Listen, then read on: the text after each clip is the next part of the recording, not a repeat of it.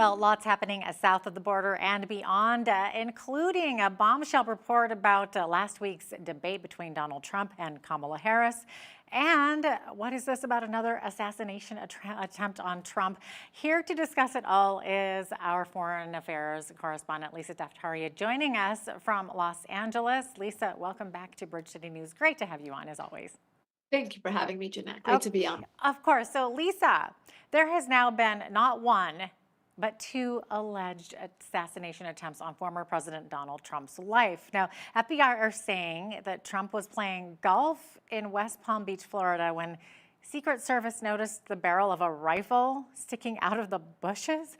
So, Lisa, what do we know thus far about this alleged attempt? The suspect is in custody. That's the good news in the sense that he's been caught. A witness, reported his license plate, and they were able to apprehend him very shortly thereafter. Somebody who's been donating to the Democrat Party for years, different interest groups, as well as posting very, very concerning posts about the war in Ukraine, and of course, it's come out that he's also very anti-Semitic. A lot of his posts had that nature. It's interesting because this morning, there will be many, many investigations into this. Governor DeSantis said that Florida will be conducting their own independent investigation apart from the federal investigation, as well as obviously there are a lot of individuals looking into this, and I know a lot of the reports this morning are talking about why this individual even knew where Donald Trump would be on the golf course at that specific time. So who's leaking? How is this sensitive information getting out? And will there be another attempt? This is crazy. I saw a meme, obviously tongue in cheek, this morning that said right now, the number of assassination attempts against Trump equal the number of media interviews that Kamala Harris has done. So, it's meant to be a joke, but it really, enough is enough. We don't want any political violence. We don't want any violence against anyone who is serving in office, and we don't want this to become a precedent on either side, anywhere in the world. So I think it's very important that this is a bipartisan issue, and we talk about it that way. Yeah, interesting that you brought that up because I was going to ask, how did this person know about Trump's schedule? As far as I had heard, Trump hadn't booked the time or anything. I think it was just he just showed up spontaneous. How did he even get on the golf course? Do we know Right, anything? exactly. This is obviously, a very targeted, very strategic effort that the shooter made to do that. He was wearing a bulletproof vest, so it's not somebody who's suicidal in that sense.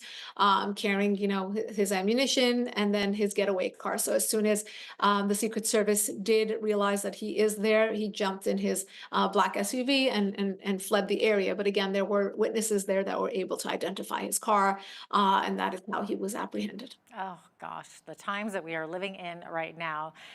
Okay, so speaking of Trump, many of us took in last week's live debate between Donald Trump and Vice President Kamala Harris. It was, of course, moderated by the network ABC, and according to a report, an ABC whistleblower affidavit has been released this morning alleging that ABC coordinated with the Harris campaign to give her sample questions prior to the debate, a big no-no. And this is allegedly a sworn statement under penalty of perjury. So, Lisa, this is serious.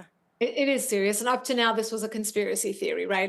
This was, social media, MAGA people accusing ABC and the Kamala Harris campaign of cheating and knowing the questions, and colluding with both ABC and the two moderators.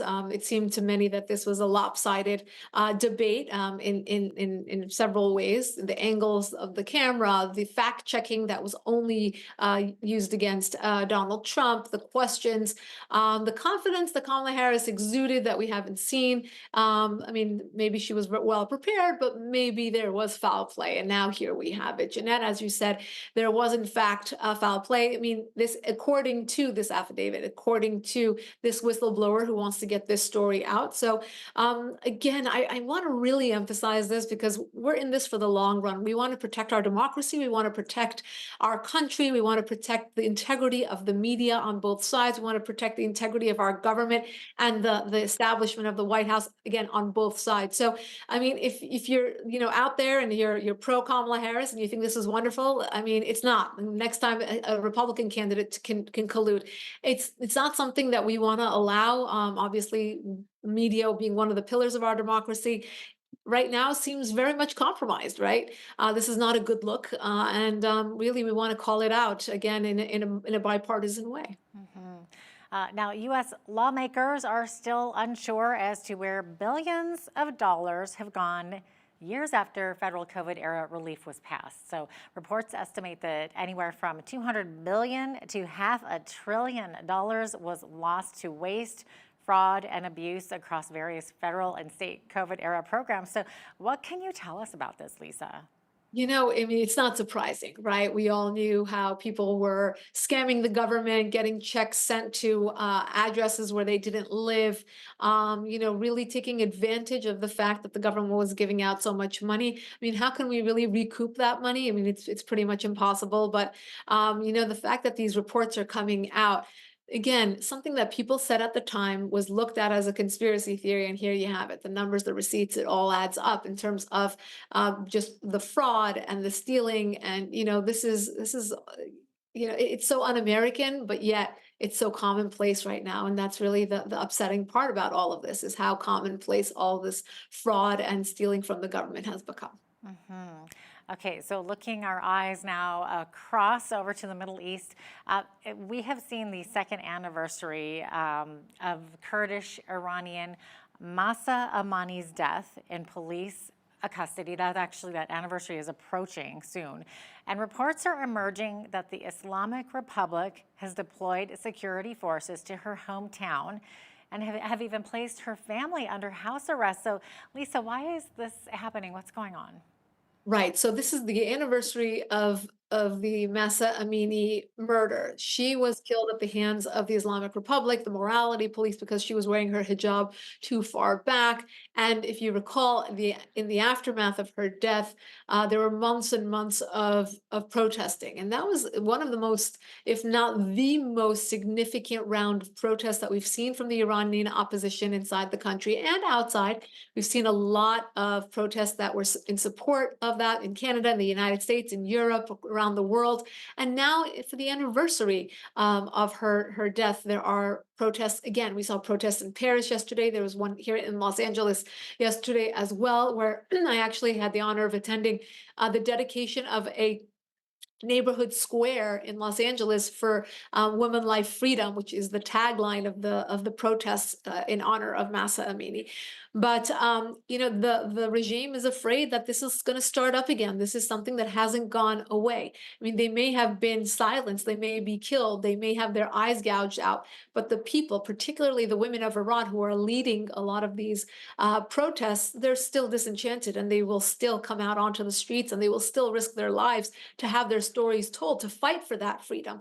So I think this is what the government is trying to prevent on the anniversary.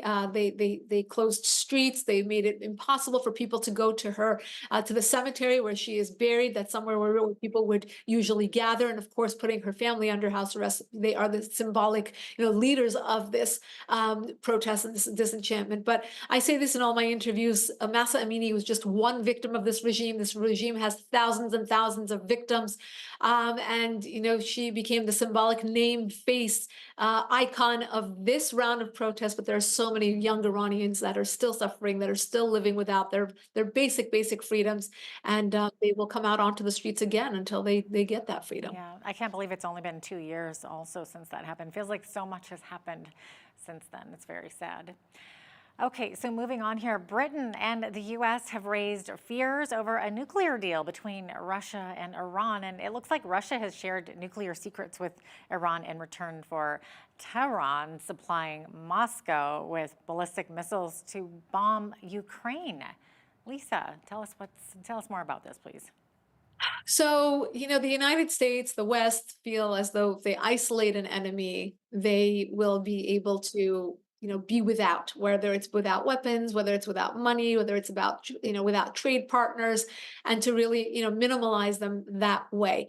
In the last 4 years or so, we've seen our enemies not truly diminished by sanctions, by waivers. The Biden administration has been more lax on Iran's regime, for example, on China, for example, and these rogue nations have found ways to collaborate. They found ways to trade, to strike deals, to sell oil to one another, to sell weapons to one another, and that's why you have Russia and Iran working very closely with one another, and really raising concern for what could be next. We already know that Russia was using Islamic Republic made weapons in Ukraine. That has been talked about for months and months. We also know that China and the Islamic Republic struck a 25-year deal where they will be trade partners. We know that the Islamic Republic is selling oil to China and Venezuela. In the last almost 4 years, they sold almost $100 billion in oil. That's the money that they're using for their terror proxies: Hamas, Hezbollah, the Houthis. October 7th, funded, given weapons to, trained by this same support, money, resources, etc. So this is when we connect the dots on all of this. Obviously, it starts at the White House. It starts with the West, the positioning of the West, how we view these rogue elements, how we try to minimize their actions, how we try to, put boundaries and limitations and restrictions on them so that they cannot do these things. It's all about deterrence, and it starts with deterrence at the podium, and not, with the Houthis shooting at U.S. and European assets in the Red Sea. So we have come a long way, as you said, in the last few years. It seems like so much has happened, particularly in the last year alone. And we're just hoping that it de-escalates rather than escalates in the next year to come. Yeah, yeah.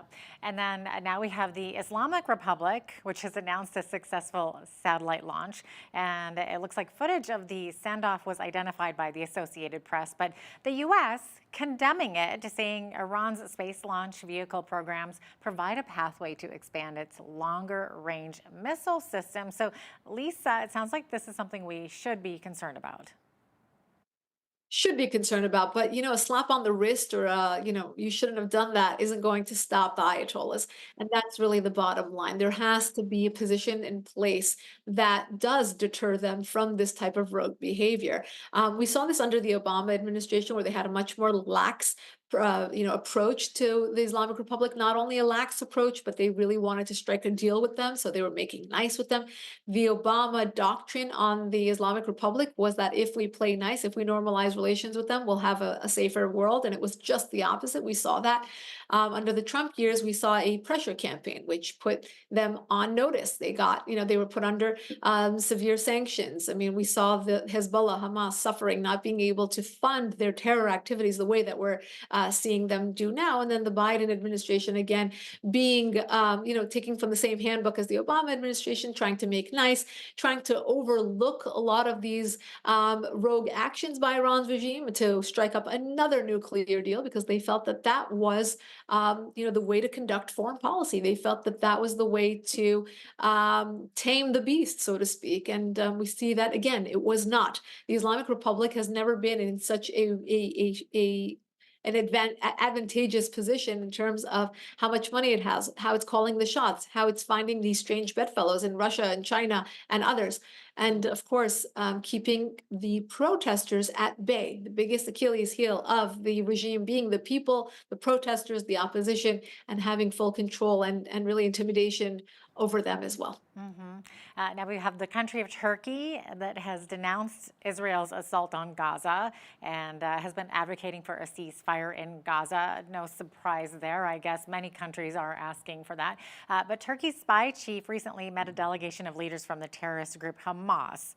So, Lisa, what are your thoughts about that? I mean, this is awful. I mean, this is a NATO partner. This is a country that has been viewed as the West, as the Western Middle Eastern country. But we've also viewed Turkey in the last few years as an equal opportunity opportunist. They have played both sides. They have been Western when it benefits them, and they become, pro-jihadi when it benefits them. But this is something that's out there. It's really it's a rogue move. It's really a brazen move by Turkey to meet with actual Hamas leaders.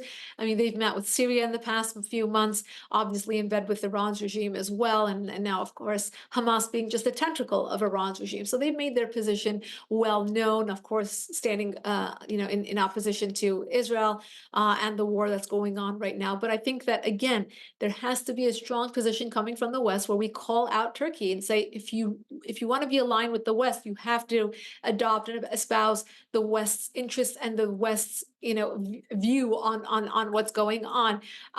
It's interesting because I think this war has been so bastardized by the media and by the UN and by so many of these rights groups that people don't understand. And at the core of this is just you're either pro-jihad or anti-jihad, and they're coming for all of us. This is not just Israel's war. They happen to be fighting it for all of us.